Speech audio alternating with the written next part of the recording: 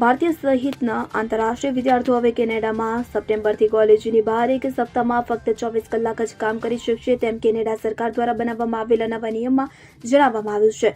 મહત્વનું છે કે આંતરરાષ્ટ્રીય વિદ્યાર્થીઓને સપ્તાહમાં 20 કલાકથી વધારે નોકરી કરવાની અસ્થાયી મંજૂરી આપવામાં આવી હતી. જોકે આ અસ્થાયી મંજૂરીની મુદત આજરોજ સમાપ્ત થઈ ગઈ છે. ઇમિગ્રેશન, રેફ્યુઝીસ એન્ડ સિટીઝનશીપ પ્રધાન માર્ક મિલરે એક નિવેદનમાં જણાવ્યું છે કે વિદ્યાર્થીઓ કેમ્પસની બહાર પ્રતિ સપ્તાહ 20 કલાકથી વધારે કામ કરવાની પરવાનગી આપતી અસ્થાયી નીતિ 30 એપ્રિલે સમાપ્ત થઈ જશે. આ નીતિ વધુ સમય માટે લંબાવવામાં આવશે નહીં.